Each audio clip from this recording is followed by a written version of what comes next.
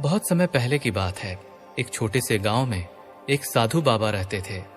उनका स्वभाव शांत और साधारण था, लेकिन उनकी बुद्धि और ज्ञान असाधारण था। गांव के लोग बाबा से हर छोटी छोटी समस्या का हल पूछने आते थे। हर किसी को धैर्यपूर्वक सुनते और उनका समाधान बड़े ही सरल शब्दों में देते थे। लेकिन बाबा की एक बात ऐसी थी जो हर किसी के समझ में नहीं आती थी। वे हमेशा कहते थे, चुप रहना सीखो, बिना मांगे सब मिलेगा। गांव के लोगों को यह बात समझ में नहीं आती थी कि बिना बोले बिना मांगे कुछ कैसे मिल सकता है। वे सोचते थे कि अगर हम अपनी समस्याओं को बताएंगे ही नहीं तो कोई उनकी मदद कैसे करेगा। बाबा की इस बात का रहस्य गांव में चर्चा का विषय बना रहता था। गांव में रामू नाम का एक युवक रहता था। रामू स्वभाव से बहुत ही चंचल और बातूनी था। वो हमेशा अपनी परेशानियों और चिंताओं को लोगों से साझा करता रहता। उसे लगता कि जब तक वो अपनी समस्याओं को दूसरों को नहीं बताएगा तब तक कोई उसकी मदद नहीं करेगा। लेकिन समस्या ये थी कि जितना वो दूसरों से मदद मांगता उसकी समस्याएं और ज्यादा बढ़ती जाती। रामू की जिंदगी में एक के बाद एक मुश्किलें आने लगी। उसका कामकाज ठीक से नहीं चल रहा था, परिवार में अनबन हो रही थी और दोस्तों के साथ भी उसके रिश्ते बिगड़ने लगे थे।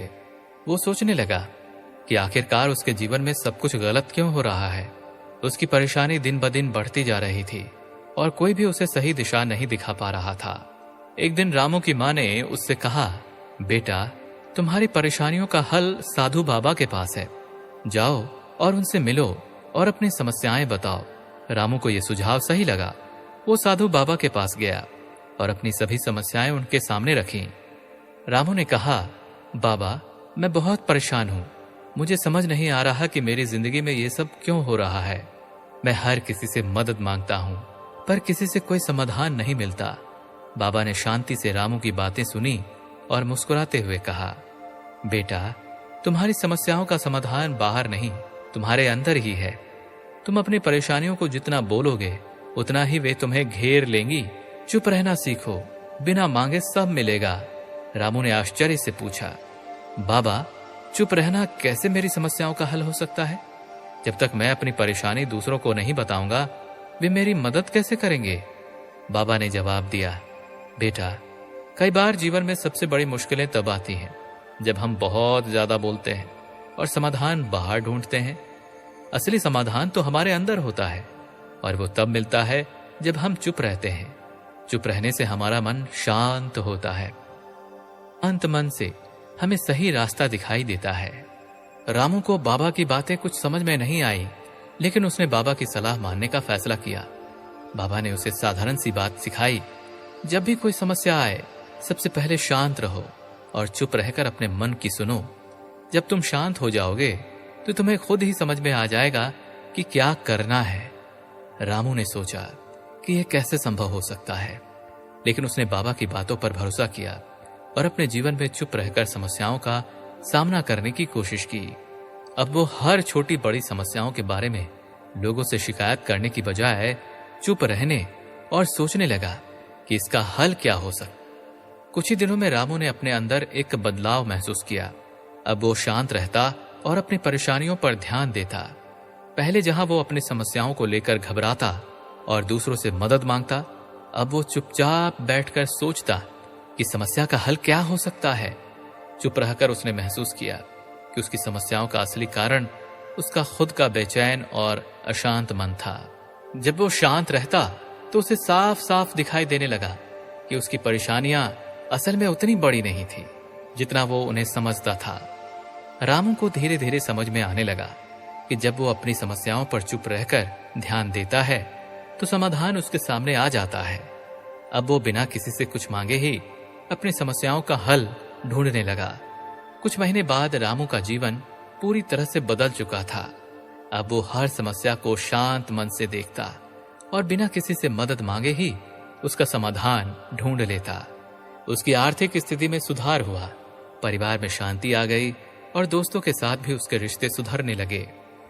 रामू ने समझ लिया था कि जब हम अपनी परेशानियों पर चुप रहकर ध्यान देते हैं तो बिना मांगे सब कुछ मिल जाता है।